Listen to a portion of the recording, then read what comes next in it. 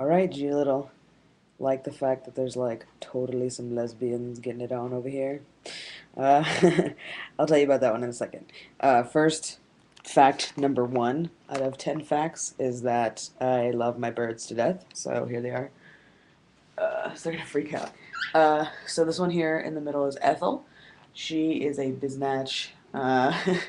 Love her to death, but she doesn't like people. That one up there, and now in the middle of the frame, is Fred. They are brothers. Ethel is a gender confused bird, and then the pretty white one over there in the background, his name is Zephyrus. He doesn't. He's scared of the computer. Ugh, ugh. Um, and he's my baby. Turn this way so you can see my face. He's my baby. He's the youngest of all of them, and he likes people the most.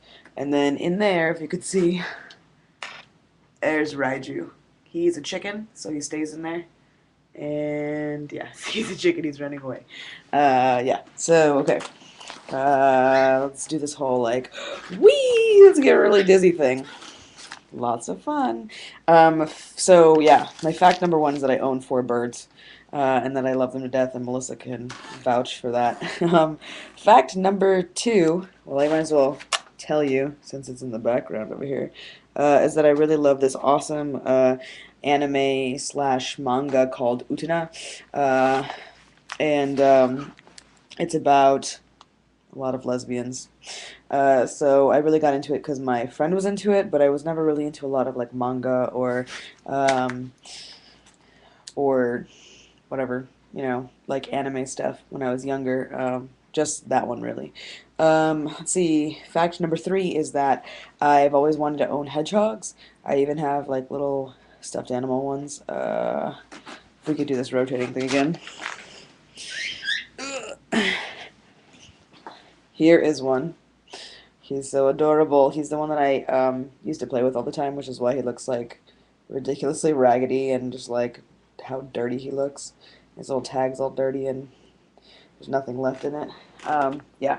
So basically, love hedgehogs. I wish I could really own a real one. Uh, I have a lot of kinks or fetishes. I'm really into the community. Actually, I don't have any fetishes. I just have a lot of kinks. I'm really into the community. I'm starting to get into the community today. I just met some awesome trans guys that are all kinky, and they have like a group, and I'm excited to talk to them again. And some of the guys are into guys, like trans guys or like gay guys. So I'm excited because that's like how I identify. Sort of. I'll talk to you about that in a second. So I have a lot of kinks, and one of them is like furries. So I would really like to yiff with somebody, but who knows if that's possible. Google yiff right now. Yiff. Um, I like eating potatoes. I will eat potatoes raw. You could dare me to do it, just like you said that I could dare you to do the presidents. I believe you. I would like to hear it someday if you would like to do it, but I don't think it's necessary to make a video of it. But there's a song that I learned from like Animaniacs about that. But I eat potatoes raw, and I think they taste good, and whatever, people can give me shit if they want to. Um, I dated this teacher. I dated one of my professors at ASU. Her name was Natalie Martinez. She is fucking hot.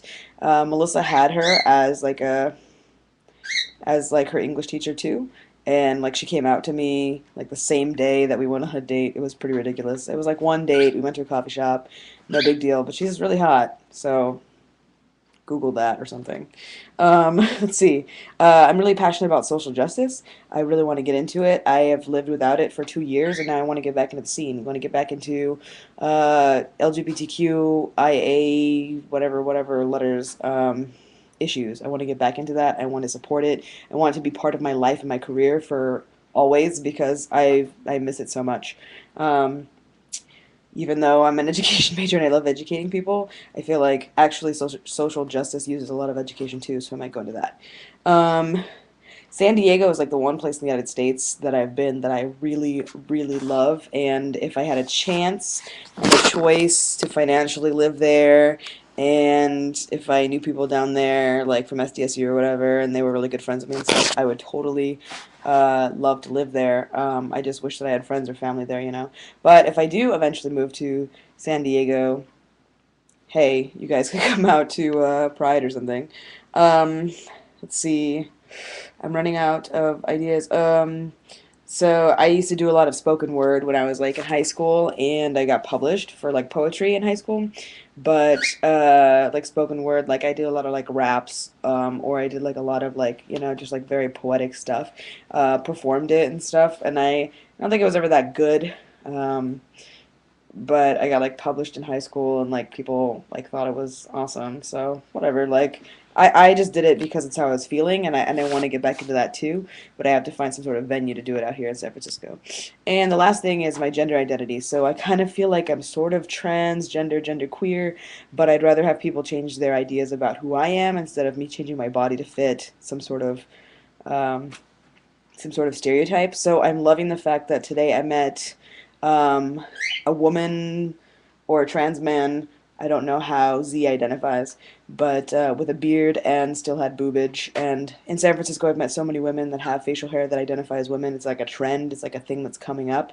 I met a guy who's like just started tea and he's been on tea for like 2 months, I think, and he's like into guys and like trans guys or whatever. So I love that. Like so I have like these really weird like I guess attractions to people. Like I really like femi girls or whatever, and sort of like feminine guys, and and then like now I'm starting to actually get attracted to some butch girls slash trans men. So I'm having a very interesting like time in my life right now. But anyway, those are my 10 facts.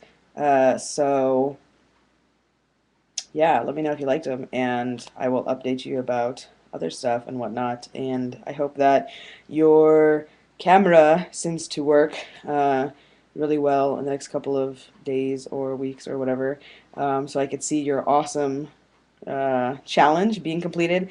And also, we could go back and forth with some more like questions and answers and things like that. It'd be really cool if you could still answer my questions since I gave you some questions, but if not, I could ask you more questions that you might be able to answer in a shorter period of time because your webcam's not working or whatever. Let me know. Peace out.